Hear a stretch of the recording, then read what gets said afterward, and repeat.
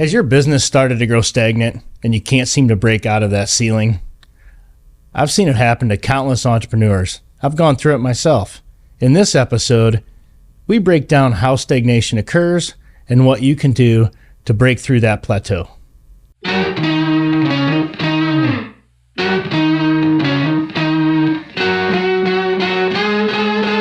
Hello, and welcome back to the Nebraska Entrepreneur, the podcast for Nebraska entrepreneurs who seek candid guidance from Midwest leadership. I'm Steve Kanne, and I've been a successful entrepreneur in Nebraska for over 20 years, helping and mentoring entrepreneurs and business leaders across the country. In today's episode, we show you how to get your business out of stagnation and increase growth. Joining us now is Jamie Bumgardner, my business partner, the CEO and president of Prime Secured. Jamie, I want to get your perspective on thinking back, been almost 20, it seems like longer than this, but probably say 15, 20 years ago. You know, we're cruising along, early stages of our business, things were going well, but then all of a sudden you wake up one day and are like, how come our revenue's not growing, our people aren't developing, and we hit a plateau. It's kind of like that. See, the first season, season one's been great, but season two is like out there, you can't really see it, but it's there. And what's your perspective? Like, what did you see when that kind of happened to us? Yeah, can be an awful place to be sometimes when you've grown, you've had success, and now all of a sudden you don't. It's just not as easy as it was. But in the same breath, you feel blessed, I think, to be there. I don't know how many companies you and I both know that, they get started up, they generate some revenue, and they just kind of stay at a level, and it kind of becomes this lifestyle business, and that works. That's great for them.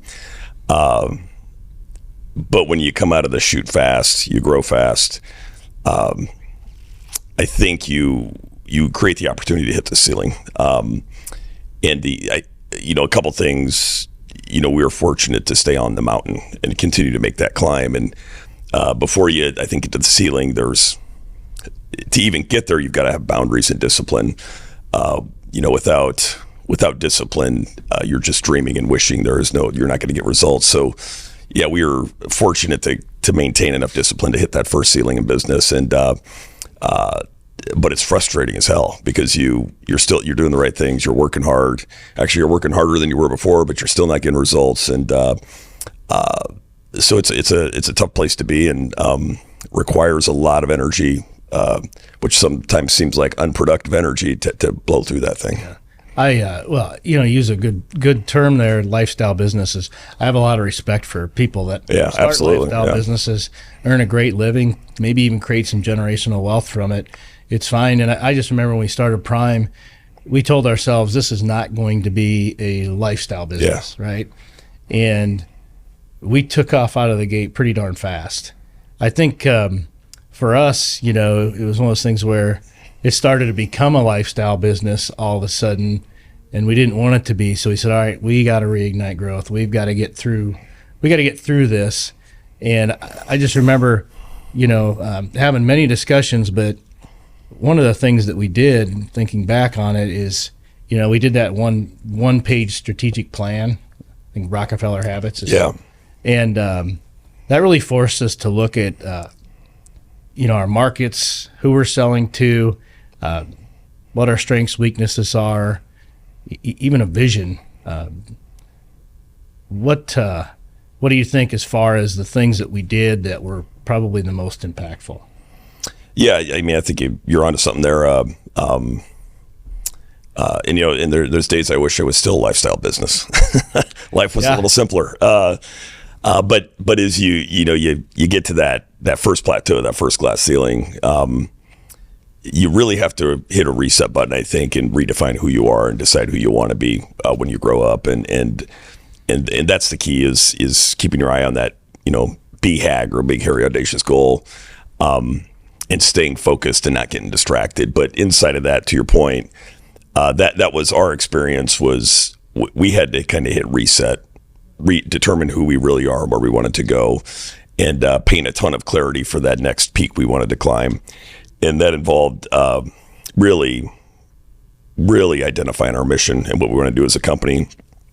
the vision, how we're going to get there, what that's going to look like, and then the core values, the behaviors we want to see, and that really built the framework to get through there and move to the next level. But beyond that, I think that's the framework for the company that we needed to get through that ceiling.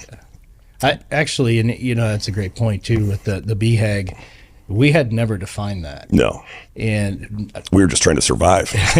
Exactly, because once you get through that first phase of business, you have success, you feel pretty invincible sometimes. Yeah. Then it's like, okay, I'm invincible, but now what? Now what do we got to do? So another thing I think for us is, well, it was definitely defining those goals and a BHAG. And I still remember actually when we set that, we said we're going to do 25 million in revenue, and we told some people that, some of our employees, and they looked at us like we were crazy. Right? Yeah, said it was impossible. It was impossible, exactly, and we blew through that.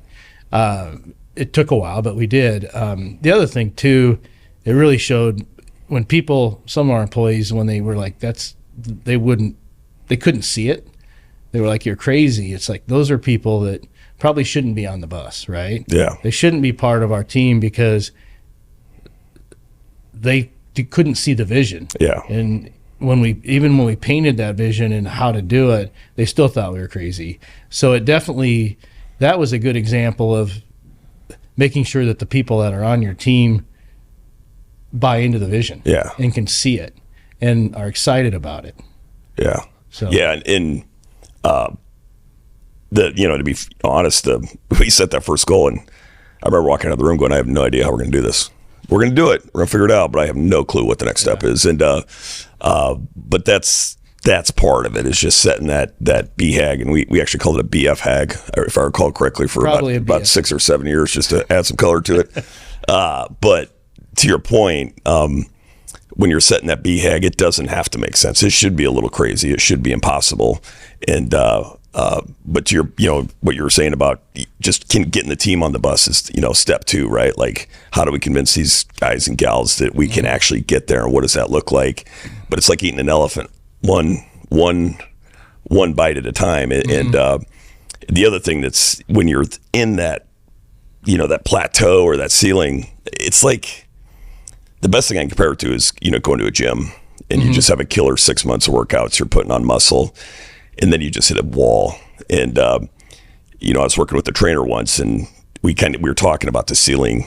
I just ran right smack dab into, and he's like, well, it's you started working on the squats, and he would adjust my lift.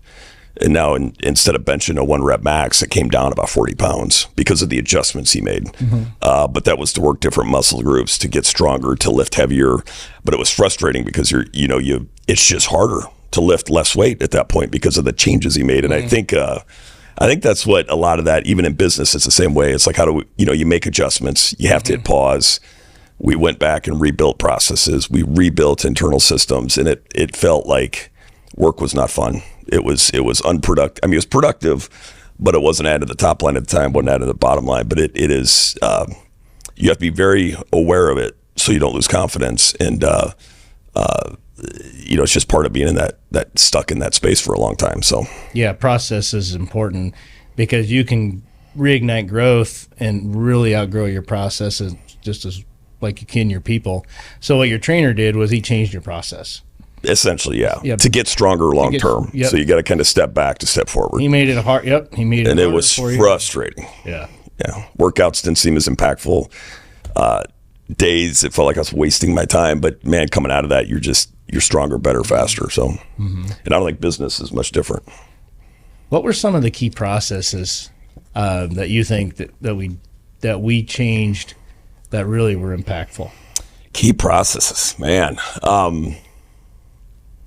I think any process that we created that changed the client experience was a game changer for us. Because prior to that, it was heavily internal focused. So how do we get the jobs done? How do we maximize profit? How do we all internal stuff. And we had to shift our mindset from, how do we make our jobs easier to how do we make the client's job easier? So and that required different back end systems. The one we put in, we still have today, but it allowed transparent communication with the clients. It gave them more visibility to the jobs. But that was, I think, the biggest part in the process was writing them, recreating them with the client in mind versus trying to solve an internal problem. And I think that was a big part of it. Yeah, I think so too. I agree with you. I think back when we started the business, those early years, I was doing estimating, I was doing sales, I was doing all these things. Pulling cable on the weekends. Pulling cable on weekends. You were doing the same thing. You were estimating, you were going out selling, you were installing cameras. Yeah. But then we started changing that, right? And it goes on with the client experience. So all of a sudden we're hiring estimators that are dedicated just to estimating. So it freed up our sales team to focus more on business development and even just serving the clients and being more of an advisor because they had more time, right? Yeah. And then I think another thing we did is that's when we started our PMO, our project management office, and really put good process around that. Correct. So you're right. Those were some of the really key things that just helped us focus. But whenever you focus on the client, and more than you do yourself, it usually. To your point, when we were a much smaller company, we talked to everybody every day. It was easy to keep the train on the tracks and keep things progressing forward. And that's part of that hitting that ceiling is as you grow with employees, you have to now build a structure with layers. So now you don't have your eye on the ball every day, somebody else does. And how do you communicate to them what the expectation is, the clarity in their role, and things of that nature. But that's part of the ceiling. And I don't know if you've ever seen the diagram with when you have two people talking, it's a two-way conversation. If you have three people talking, it's a six-way conversation. So it's sort of this creates opportunity for breakdown. And that's part of that hitting that ceiling is just as you grow, communications break down, humans break down. So you need the systems, the processes, specifically so you can guarantee those deliverables to the client. And they experience the same thing every time. And that's one of the major keys, I think, breaking through the ceiling. Yeah, for sure. For us too, and I've talked about in other episodes, talked about EO, and I talk about it a lot, but I learned a lot of that in EO from other business owners, entrepreneurs, and I know huge. I know that's probably when you joined your peer group. Yep. You started learning from other companies that were in the same industry. Yeah. And that does help a lot, seeking guidance. Yeah. From your peer companies. Yeah, and that's a great point. And that was one of the other things as far as continuing to grow and be a successful company is.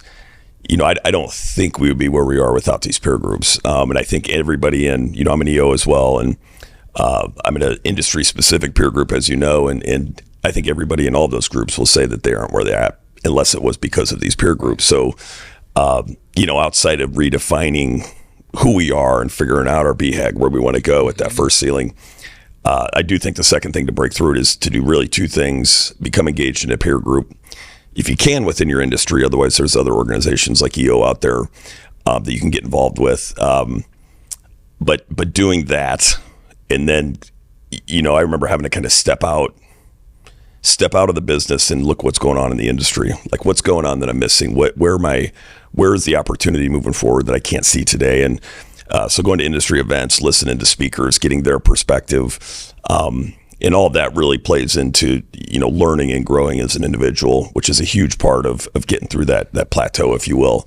But yeah, huge fan of peer groups, and I just don't think I'd be where I'm at, nor would we, I guess, as an organization without them. So I know that for sure we wouldn't have hit our BHAG that we did.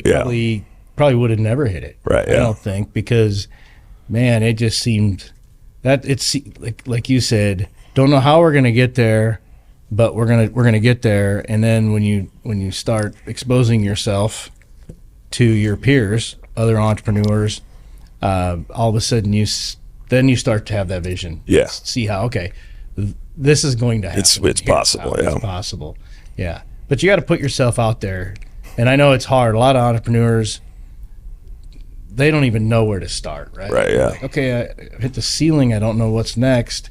And but But that is a key, putting yourself out there, putting yourself maybe in some uncomfortable positions, because it does force you to be vulnerable too. Like EO is a big thing of vulnerability, I'm sure, in your peer groups, other peer groups. It's like you got to be vulnerable. You got to be willing to share your struggles, your problems. Yeah. Because I guarantee you, everybody in the room that you're sitting there with has experienced the same thing. Yeah. No, I 1,000% agree. And every once in a while we get a new member in one of these groups, and every time comes in and says, "Why don't we talk about business? We keep talking about personal stuff." And it's like, yeah, just stick with it. Yeah. You'll get it after a while. And to your point, the most powerful things about these peer groups isn't I'm learning about the industry. It's that I'm learning about myself and the people around the table. And most of the two groups I'm in right now, we probably spend 70 to 80% on personal items, personal discussions of what we're struggling with. It might be a little business, but that the power in that is you're growing as an individual, and you get to take that power back to the company and leverage it in leadership.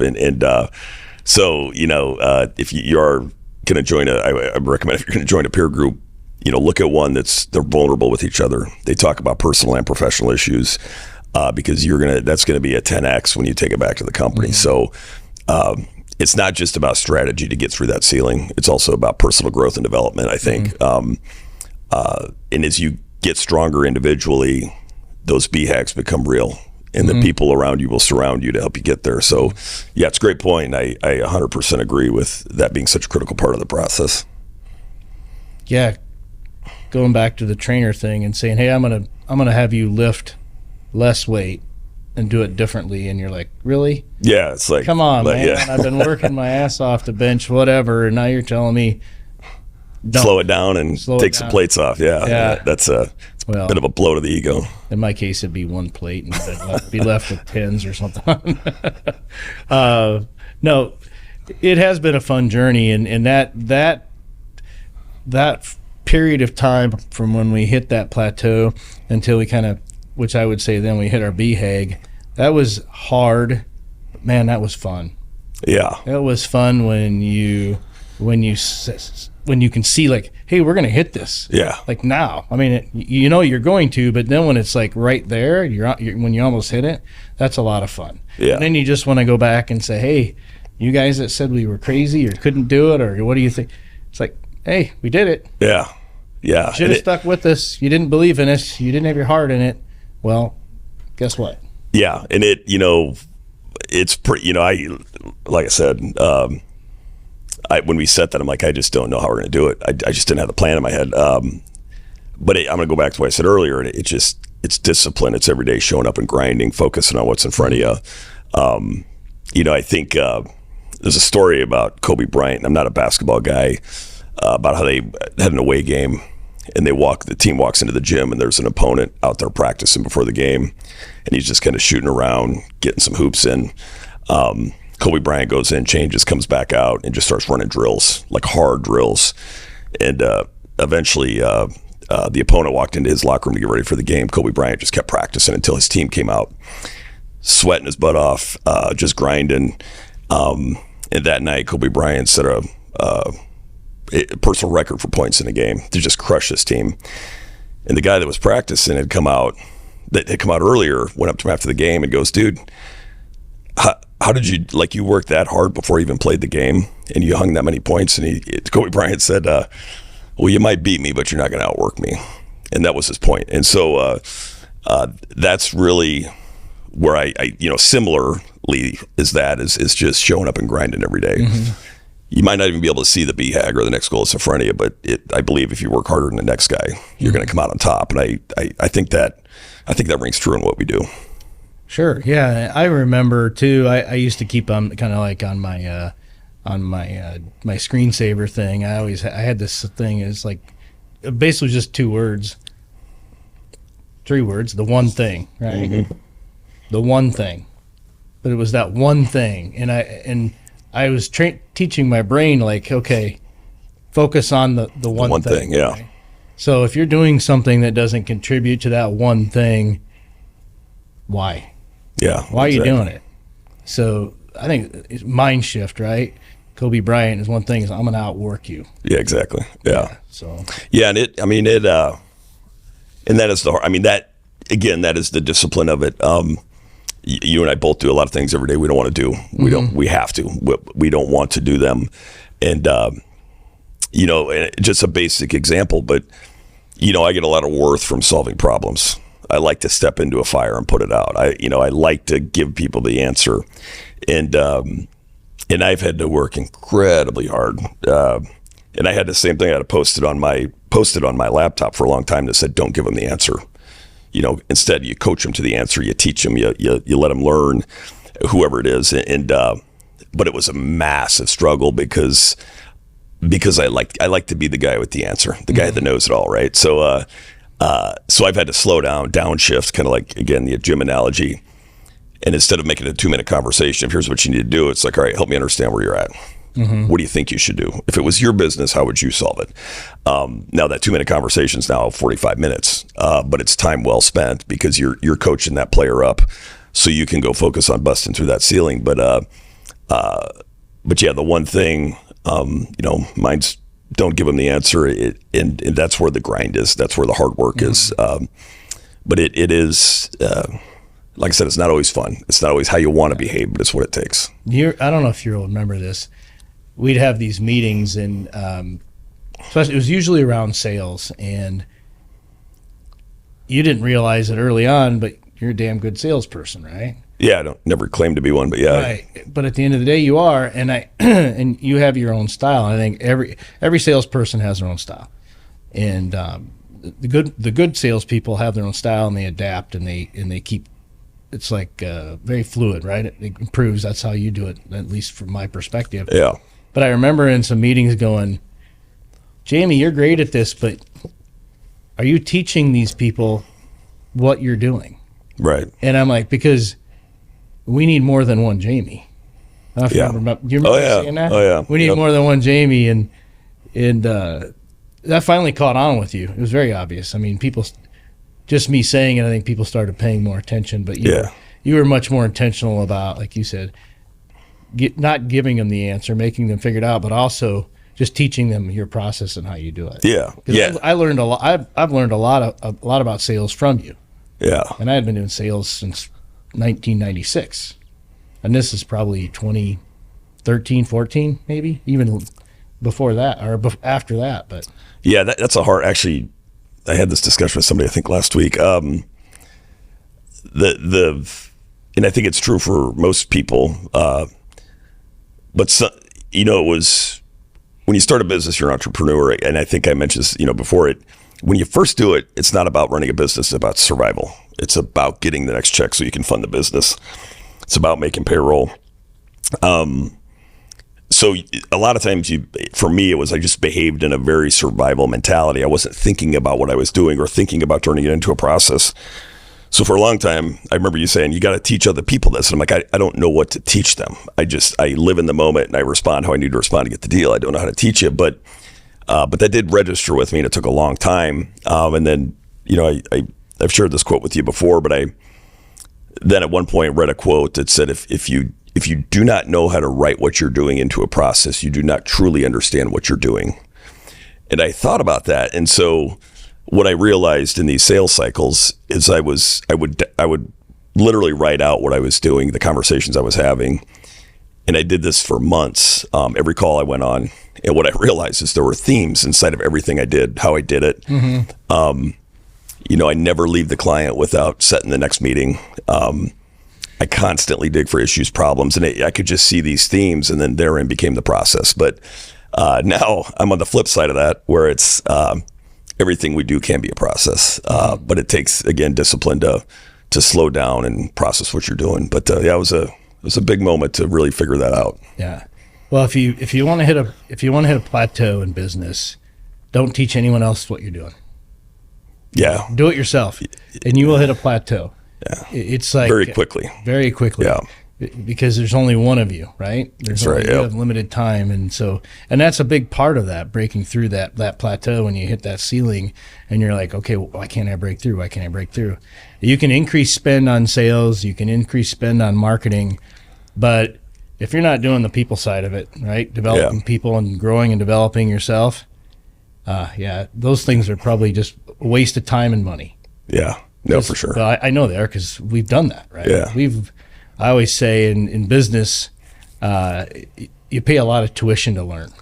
Yeah. It's like you might, you can go and get your MBA or whatever doctorate and pay tuition. In business, you're getting your MBA, you're getting your doctorate, you're paying tuition. Yeah. Yeah. I think Mark Twain said this, you can get an education in one of two ways. You can either get it the hard way, or you can go to college and then get it the hard way. But there's no way to avoid the hard way. It's everybody's got to pay that tuition. So, and that's why entrepreneurs is funny. You talk to them, and I had a conversation actually this week with a prospective client, and he's been in business I think 6 years, and he said when we started the business we didn't realize how hard it was going to be. Right. And he goes, it's not, and his exact quote was, "It's not for everybody." He said that, and I started laughing, and I said, "Yeah, kind of like Nebraska's when they were trying to promote that. Maybe they still do. It's not for everybody, but it's not. It takes, obviously, it takes a lot of guts, right? Yeah, a lot of grit, but it takes that desire, and that's what I think you're speaking to. It's like, I want to get better. I want to grow. So yeah, and I think anybody can do it, but it's just, is it meant for you? Is that what you really want to do? Because there are massive sacrifices along the way. So there's trade-offs, and they're not all good. I wouldn't change anything in my life. I love my life, the success we've had and going to continue to have. And I remember, when we started this, I consulted with my uncle, who's a pretty successful business owner, and I remember telling me two things. It's going to be harder than you ever imagined, and you can't fathom how hard this is going to be. And he said, the second thing, if you're successful, there will be people that want to tear you down. And both of those have rung true since the day we started this. And it's a great journey, but it's not easy. No, I think some people just inherently are not. They're risk intolerant. Right. Yeah. They can't tolerate any risk. And when you start a business and you assume a lot of risk, and then when you start thinking about that BHAG, that risk just goes up. Right. You're putting more chips in the pile. So that's all stuff you have to take into account too. It's like, am I willing to risk this? Yeah. Am I willing to, back to the lifestyle business? I don't want to grow over 6 employees. I'm happy making what I am. It supports the lifestyle I want to lead. That's great. Good. Yep. But then there's guys like you and I that say, no, that's not enough. And it's about, it's about building something. Yeah. And continuing to grow. Yeah. Is for me, the money, the vacations, all that. Yeah, that's nice, but really it's more about, to me, it's building something big, building something special, and giving a lot of people a lot of opportunities. Yeah, and that's key. And to get there, you're going to hit a ceiling. No, it's not avoidable. There's probably some unicorns out there that blew through them pretty quick, but I think the day-to-day business, you can't avoid those ceilings. And to your point, if the business is the business, it's a vehicle to get somewhere. And lately, I've been thinking about this a lot lately. It's like, why do we want to continue to grow? And when I really think about it, for some reason that I can't explain, God's given us talents to do this, and I almost feel obligated to leverage the talents I've been given, and that is growing the business. And really, that, how many houses have we probably paid for? How many colleges? How many kids went through college because we're paying those employees, and they've earned it, and they worked their butts off, and they've served this company and totally deserve it. But when you step back and look at it, I don't know how many, and there's been, we've lost more employees than we should have over the years, and having the ability to step in and help those families is really surreal and really what this is all about. But we don't get those opportunities if we don't continue to grow and be profitable and blow through those proverbial ceilings that we run into. So awesome. Thank you. Thanks again for joining us today. Check out the show notes for free resources on how to grow your company and blow through that plateau.